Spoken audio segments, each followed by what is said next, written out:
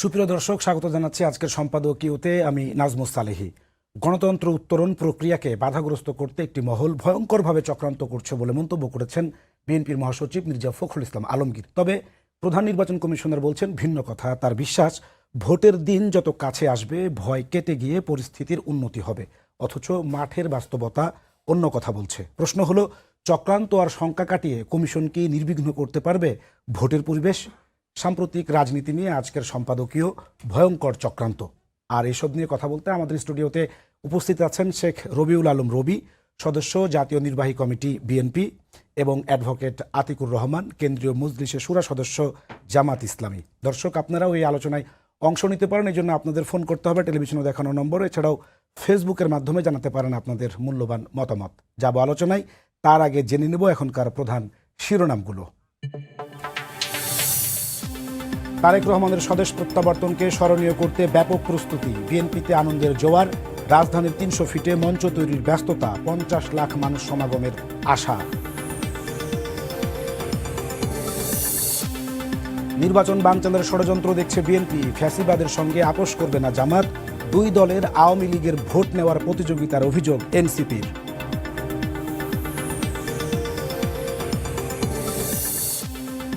ভালো ভোট করে খারাপ নির্বাচনের অপবাদ ঘোচাতে চান সিইসি। দায়িত্ব পালনে প্রশাসনকে কঠোর থাকার নির্দেশ।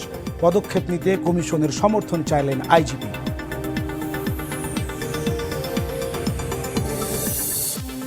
ঢাকায় ভারতীয় হাইকমিশনারকে আবারও তলব। দিল্লি, পশ্চিমবঙ্গ সহ কয়েকটি মিশনে হিন্দুত্ববাদীদের কর্মসূচির কড়া প্রতিবাদ। নিরাপত্তা নিশ্চিতের আহ্বান।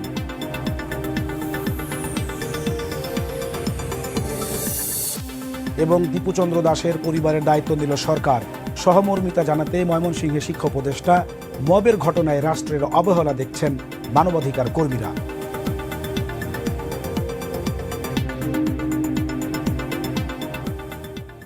দর্শক, এই ছিল আজকের প্রধান শিরোনামগুলো। আমরা সরাসরি যেতে চাই আলোচনা।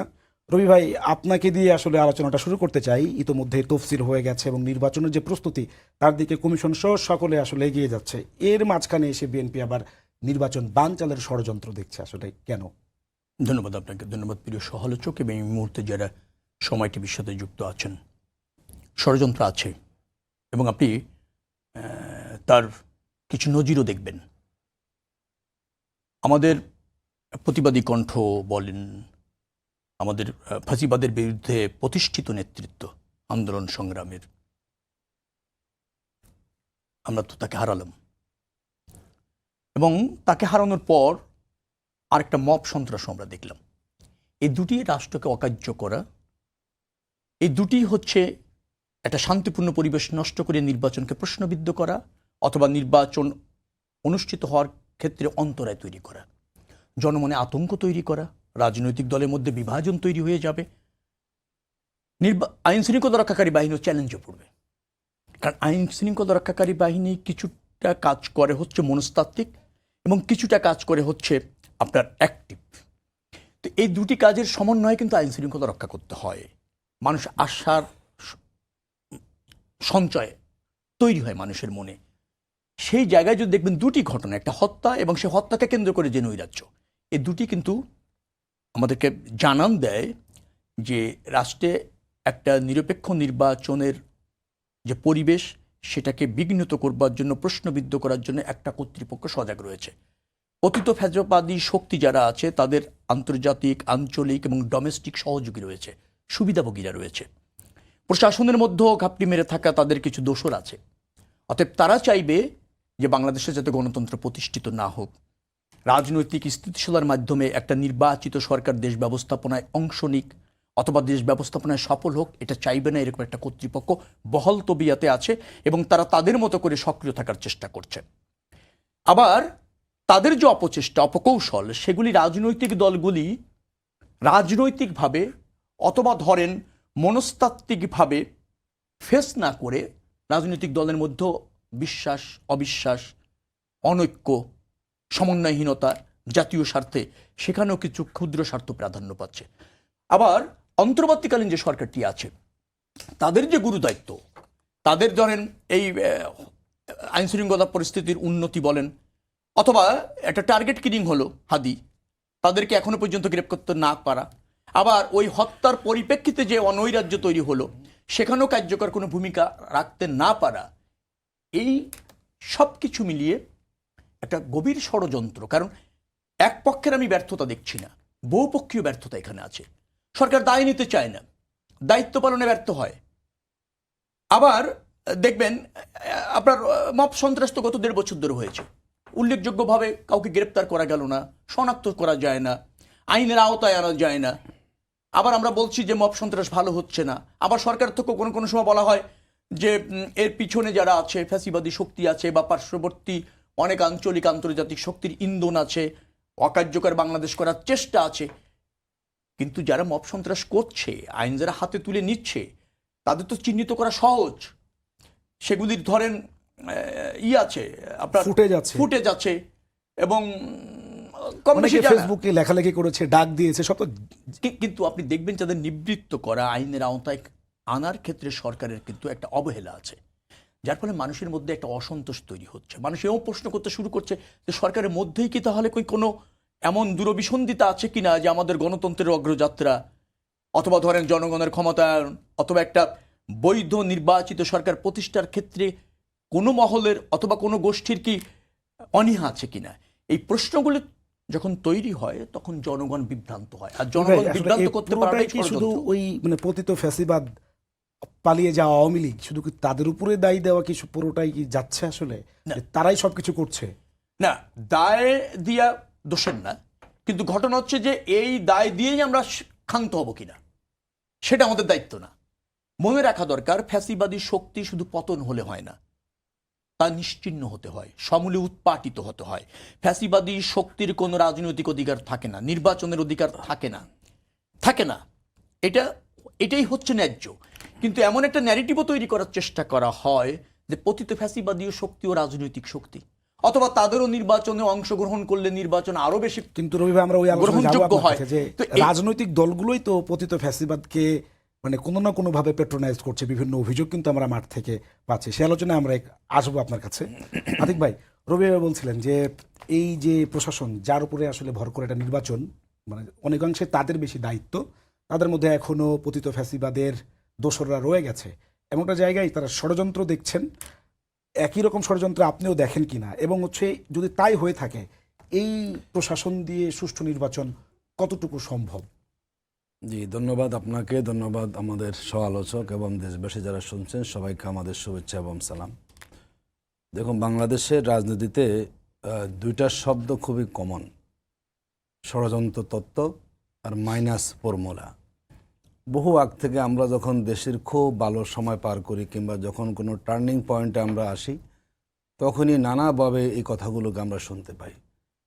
আমরা মনে করি নির্বাচনী অবশ্যই ষড়যন্ত্র আছে, কিন্তু বাংলাদেশ বর্তমান বাস্তবতায় যেখানে দাঁড়িয়েছে, আমরা মনে করি সকল ষড়যন্ত্র মোকাবেলা করে আমরা ঘুরে দাঁড়াতে পারব। দেখুন, আমাদের শহীদ শরীফ ওসমান হাদির যে ঘটনাটি, যদিও ঘটনাটি একটা অনেকে বিচ্ছিন্ন বলা আছে, এটা কোনো বিচ্ছিন্ন ঘটনা নয়। আমরা মনে করি যারা নির্বাচনটাকে বানচালের চেষ্টা করছেন, হয়তো পরোক্ষভাবে তারা একটু পরীক্ষা করে দেখলেন যে ঘটনাটা কোন দিকে যায়। আমরা দেখলাম তারা হয়তো প্রথম অ্যাটাক করেছে সবচেয়ে বিপ্লবী কণ্ঠস্বর শরীফ ওসমান হাদির উপরে। তিনি অত্যন্ত নির্মোহ একজন ব্যক্তি, নির্লোভ একজন ব্যক্তি, এবং যার মধ্যে দেশপ্রেমটাকে আমরা বেশি তার আলোচনায় কথাবার্তা আমরা সেটা দেখতে পেয়েছি। কিন্তু তারপরে যে বাংলাদেশটা আমরা দেখেছি, এই বাংলাদেশটা ঐক্যবদ্ধ বাংলাদেশ। বিশেষ করে শহীদ শরীফ ওসমান হাদির জানাজার যে দৃশ্য আমরা দেখেছি, এটা আমাদের মধ্যে আস্থা তৈরি হয়েছে এই বাংলাদেশ কখনো ভিন্ন পথে যাবে না। যেই বা যে শক্তিগুলো দেশকে নিয়ে ষড়যন্ত্র করবে, রাজনীতির বাহিরেও দেশের যুব সমাজ এখন ঐক্যবদ্ধ আছে। তো যেই দেশের যুব সমাজ তারা দেশপ্রেমকে ধারণ করে তারা সজাগ থাকে, সরব থাকেন, যে দেশের ছাত্র সমাজের মধ্যে অন্যায়ের বিরুদ্ধে প্রতিবাদী কণ্ঠ বিরাজমান, আমরা মনে করি সেই দেশ, সে দেশের মানুষ যুবশক্তি এবং ছাত্রশক্তিকে বেস করেই যদি কোনো ষড়যন্ত্র সামনে আসো, সেটাকে আমরা মোকাবেলা করার সুযোগ পাবো। দেখুন, যেটা বলেছেন যে যেটি আমরা বাস্তবে দেখতে পাচ্ছি, আমাদের গত 5ই আগস্টের পরে যে সরকারটি এসেছে, আমরা তো বলি যে যদি আমরা একদম মোটা দাগে বিশ্লেষণ করি, আমরা স্বরাষ্ট্র মন্ত্রণালয়ের খুব বেশি আমরা সব দেখতে পাই না। তো ওনারাও বলেন, আমরাও বলি, কিছু বাস্তবতা এখানে আছে। দেখুন, আমাদের যে আইনশৃঙ্খলা বাহিনীকে দিয়ে আমি নির্বাচনে যাচ্ছি, আমরা না যাওয়ার কোনো বিকল্প নেই। আমরা মনে করি নির্বাচন অবশ্যই ফেব্রুয়ারিতে আমাদের হতেই হবে। সেই হওয়ার ক্ষেত্রে যেই বিষয়গুলো আমাদের সামনে প্রতিবন্ধকতা, সেগুলোকে আমরা যদি সবাই মিলে উদ্যোগ নিই, সরকারেরও পদক্ষেপ সেখানে থাকবে এবং রাজনৈতিক দল আমরা সেখানে সহযোগিতা কিন্তু করব। রাজনৈতিক দলগুলোর মধ্যে 5 আগস্টের আগে যেই ফ্যাসিবাদ পতনের আন্দোলনে যে একটা ঐক্য ছিল, পরবর্তী সময়ে নানা কারণে সে তিক্ততার দিকে গড়িয়েছে। এখন সেই জায়গাটা আপনার উপলব্ধি করতে পারছেন কিনা সম্পর্ক? দেখুন, তিক্ততা সেবা বলা যাবে না। দেখুন, সব দলও তো তারা ক্ষমতার কাছাকাছি আসতে চায়। এখন আপনি যদি বাংলাদেশ একটি গণতান্ত্রিক দেশ, এখানে বহু দল বহু মত থাকবে, সবাই সবাই জায়গা থেকে রাজনীতি করবে, মানে সবাই রাজনীতি এখানে এককেন্দ্রিক কখনো হবে না। আমরা মনে করি এখনো পর্যন্ত আমরা এমন কোনো জায়গায় যাইনি যেখানে আমরা একদম খুব গভীর অনৈক্য হয়ে গিয়েছে। এটি মাঝে মাঝে অনৈক্য বা অনৈক্য হয়ে যাচ্ছেন। আমরা মনে করি জাতীয় দুর্যোগপূর্ণ যখন সময় আসে, আমাদের দেশের রাজনীতিবিদরা অত্যন্ত সচেতন। তারা দেশের স্বার্থে অনৈক্যকে তারা মোচন করে ঐক্যভাবে তারা সেখানে আসবেন। আমরা মনে করি নির্বাচনের জন্য সবাই প্রস্তুত। এখানে বিএনপি বলেন, জামাত ইসলামী বলেন, আমরা সবাই ইলেকশনটা চাচ্ছি। সুতরাং এখন সরকারের দায়িত্ব হচ্ছে আস্থাটা তৈরি করা। দেখুন, আমরা জামাত ইসলামী আগামী 3 তারিখে সমাবেশের আয়োজন ডাক দিয়েছি আমরা 2টা ইস্যু নিয়ে। শহীদ শরীফ ওসমান হাদি হত্যাকারীদের বিচার, আরেকটি হচ্ছে অবৈধ অস্ত্র উদ্ধার করার জন্য। এই নিয়ে কেন বলেন আমাদেরকে সমাবেশ ডাকতে হবে? তেমনি আমরা খেয়াল করেছি বাংলাদেশের আগামী নির্বাচনকে প্রশ্নবিদ্ধ করার জন্য সন্ত্রাসের আশঙ্কা আছে, নৈরাজ্যের আশঙ্কা আছে।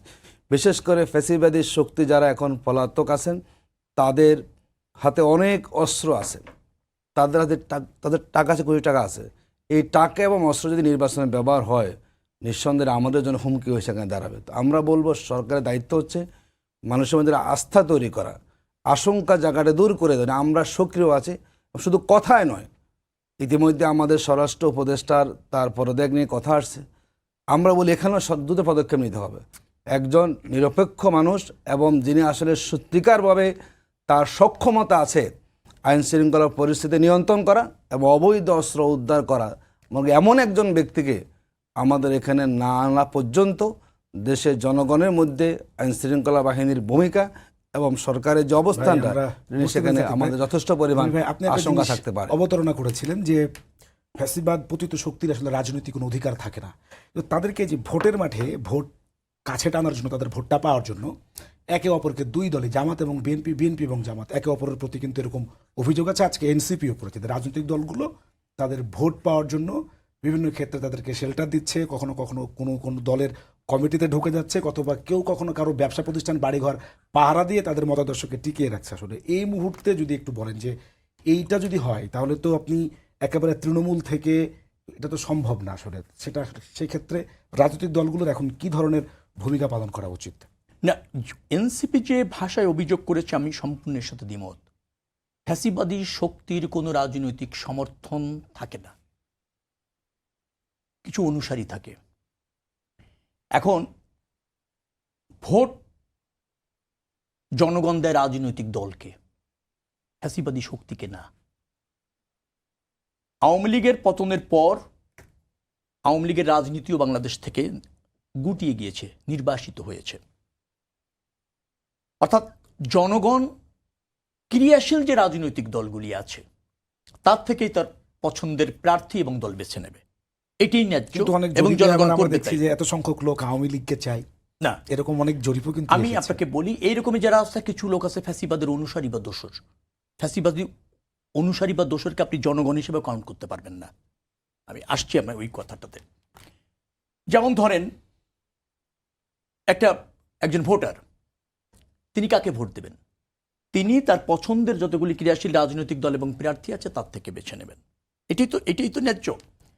আর দ্বিতীয় যে কথাটা রয়েছে যে আওয়ামী লীগ একসময় রাজনীতি করেছে, তার কিছু অনুসারীরা ছিল। আচ্ছা, সেই অনুসারীরা এখন ধরেন রাষ্ট্র ব্যবস্থাপনায় অংশ নেওয়ার জন্য তার পছন্দের দলকে ক্রিয়াশীল রাখতে হবে, সেটা কোনো মানে ভোটারের চাহিদা হতে পারে না, এবং সেটা আমলে নেওয়ার প্রয়োজন হতে পারে বলে আমি মনে করি না। যেটা আছে সেটা হচ্ছে আমাদের রাজনৈতিক দলগুলির মধ্যে প্রতিযোগিতা রয়েছে। অনেকে বলা হচ্ছে যে আওয়ামী লীগের ভোট টানার চেষ্টা করা হচ্ছে। নো, কিছু ভোটার আছে যারা কোনো রাজনৈতিক দলের অনুসারী না, না বিএনপি, না জামাত, না এনসিপি, না ফ্যাসিবাদ। তারা বিদ্যমান পরিস্থিতি, সম্ভাব্য পরিস্থিতি, আগামী নির্বাচনের করণীয়, ম্যানিফেস্টো, রাজনৈতিক দলগুলির পরিবর্তন কতটা হয়েছে আগের চেয়ে বর্তমান, এইগুলি দেখে এই সমস্ত ভোটার যারা দোদুল্যমান থাকেন শেষ পর্যায়ে এসে প্রার্থী এবং দল পছন্দ করেন, তাদেরকে অনুকূলে টানার একটা চেষ্টা হয়তো বিএনপির মধ্যেও আছে, জামাত ইসলামের মধ্যেও আছে, থাকাই তো স্বাভাবিক। এনসিপির মধ্যেও আছে।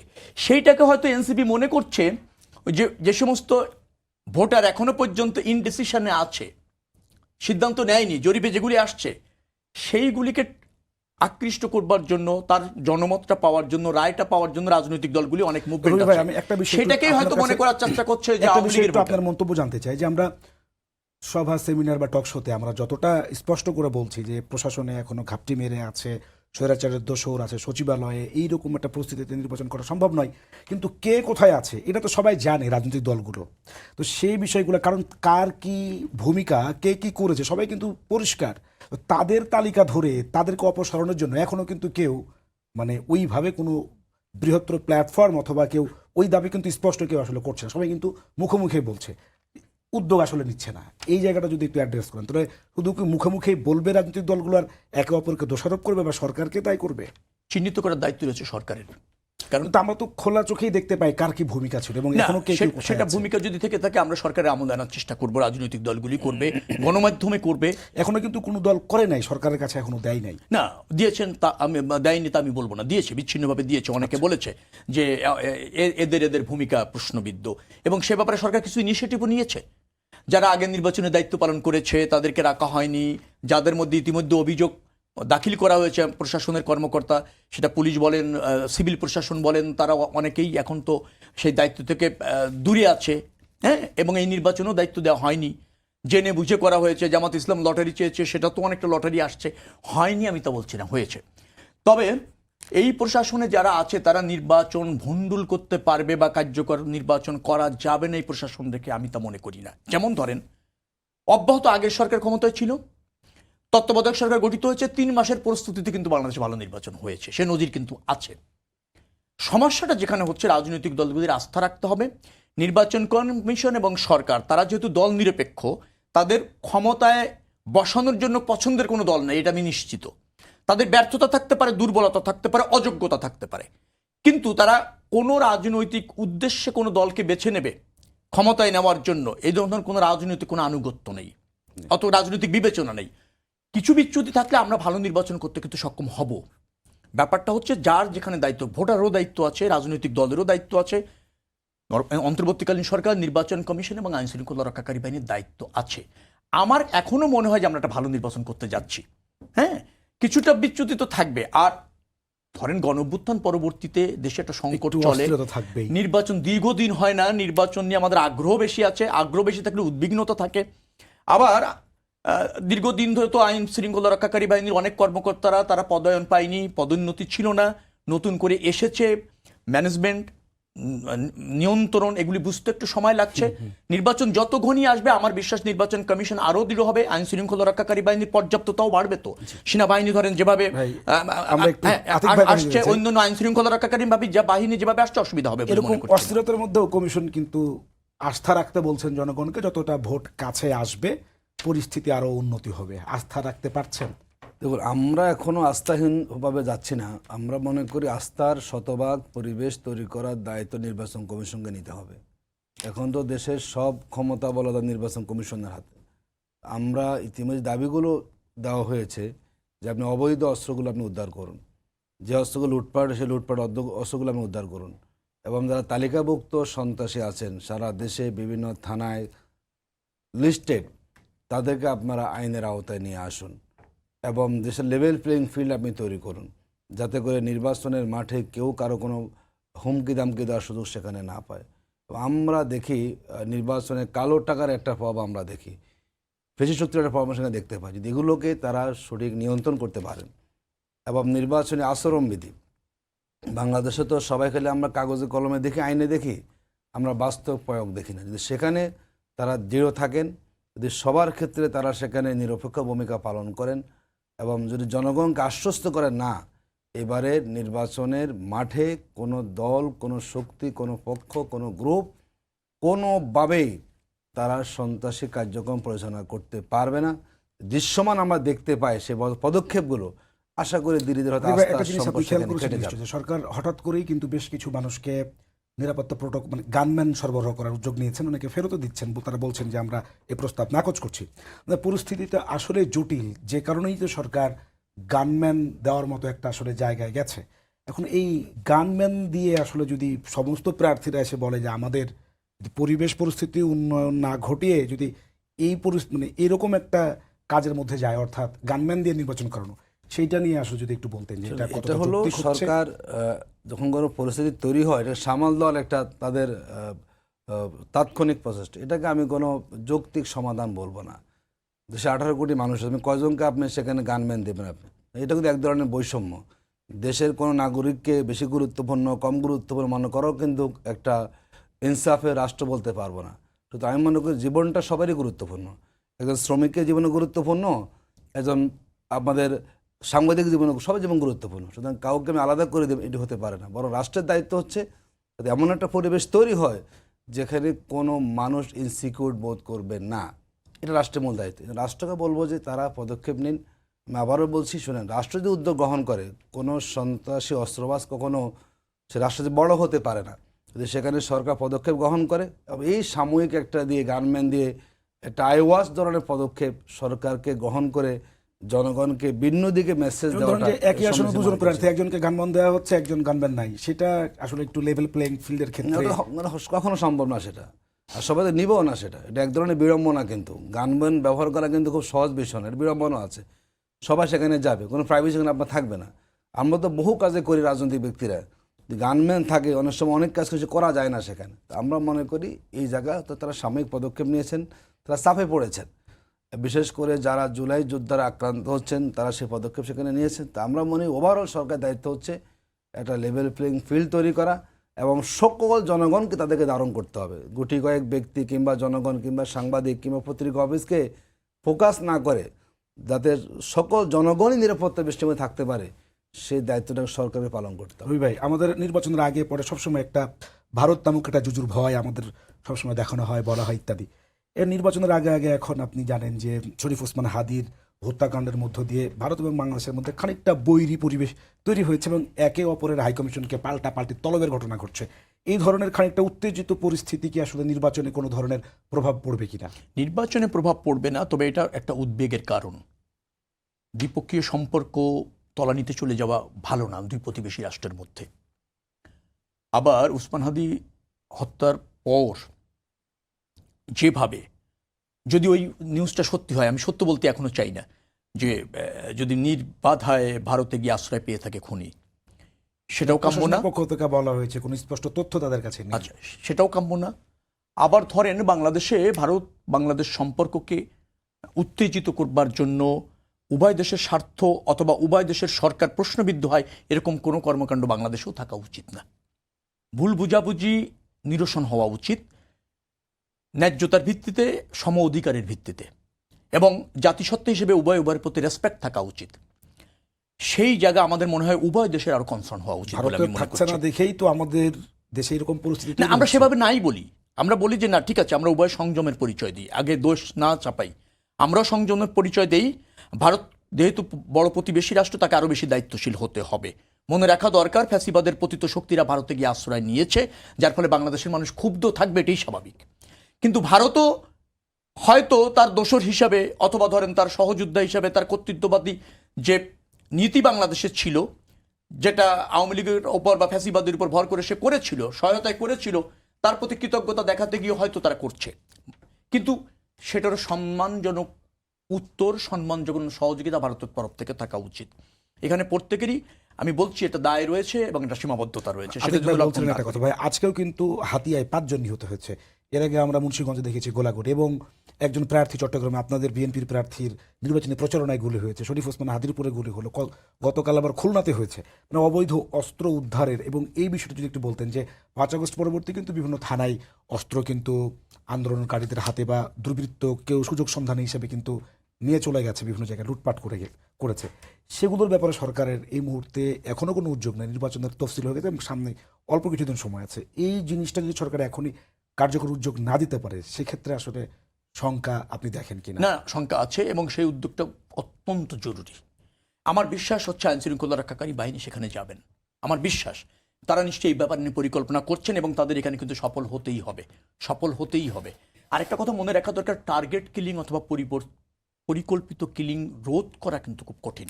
তবে রাষ্ট্রকে এটা করতে হবে যে এই ধরনের কোনো ইনসিডেন্ট কোনোভাবে কাম্য না, হয়ে গেলে খুনি যাতে পালিয়ে যেতে না পারে, চিহ্নিত হয়, গ্রেপ্তার হয়, সাজার আওতায় আসে। আমাদের হাতে 4 মিনিট সময় আছে, আমরা 2 মিনিট আতিক ভাইকে শুনবো, পরে 2 মিনিট রবি ভাইকে দিয়ে শেষ করবো। ভাই, আপনি তো একজন প্রার্থী, প্রচারণায় যাচ্ছেন মাঠে, মানুষের কাছে যাচ্ছেন।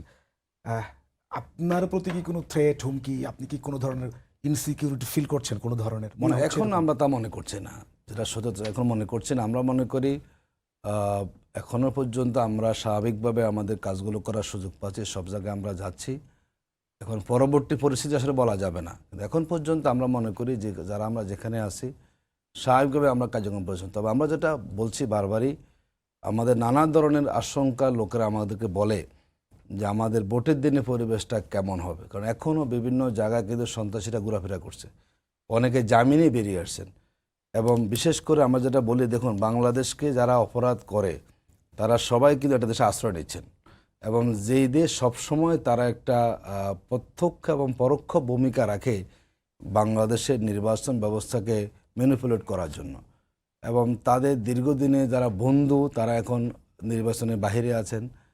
এখন আমি জানি না কোনোভাবেই নির্বাচনকে ভারতে বসে শখ হচ্ছে এবং শেখ হাসিনা ওখান থেকে, এটা বলাটা অসম্ভব নয়। দেখুন বাংলাদেশে যাদের সাজা হয়েছে, বাংলাদেশে বন্দি বিনিময় চুক্তি আছে ভারতের সাথে, এখনো তো উদ্যোগ নিচ্ছেন না। বলতেই পারি যে আমাদের দেশে যারা শীর্ষ সন্ত্রাসী, যারা রাজনীতিবিদ, যারা অপরাধ করেছেন, তারা সেখানে গিয়ে নিরাপদে আশ্রয় পান। এটা বলতেই পারি আমরা যে আমাদের আশঙ্কা আছে সেখান থেকে বসে কোনো ধরনের ষড়যন্ত্র করে কিংবা কোনো সন্ত্রাসীকে মাঠে ছেড়ে দিয়ে সেখানে নির্বাচনের পরিবেশে বিঘ্ন করার সুযোগ সেখানে কিন্তু আছে। তো আমরা বলবো যে এক্ষেত্রে যেই কয়দিন সময় আছে, এই কয়দিন অবশ্যই সরকারকে প্রতিটা দিন, সময়, মিনিট হিসাব করে কাজ করতে হবে। কোনো মন্ত্রণালয়কে ব্যর্থ হওয়া যাবে না, যাতে সমন্বয় সেখানে থাকে। যেটা ওইভাবে বলেছেন, অপরাধ যদি অপরাধী পালিয়ে যেতে পারে, এটা খুবই দুর্ভাগ্যজনক। একটা দেশে এত আইন শৃঙ্খলা বাহিনী, এত টেকনোলজি আমাদের আছে, এখনও পর্যন্ত অপরাধী কোথায় তা আমরা বলতে পারি না। এটা খুবই আমাদের জন্য ভয়ঙ্কর। তাহলে আমরা কোথায় আছি? এত আমরা মেশিনারি নিয়ে আসছি, এত আমাদের কাছে উপকরণ আছে, কোথায় পালিয়ে গেল সন্ত্রাসী? যদি বলতে না পারি আমরা, অবশ্যই আমাদের জন্য একটা বড় ধরনের থ্রেট। ধন্যবাদ ভাই, আমাদের হাতে আর 2 মিনিটের কম সময় আছে। রবি ভাই 2 মিনিট বলেই আমরা শেষ করব। 17 বছর পর তারেক রহমান আসছেন তার স্বদেশ প্রত্যাবর্তন। তার এই আশার মধ্য দিয়ে বাংলাদেশের রাজনীতিতে অনেক ধরনের পরিবর্তন ঘটবে এবং বাংলাদেশ গণতান্ত্রিক যাত্রাটা আরও বেশি স্ট্রং হবে।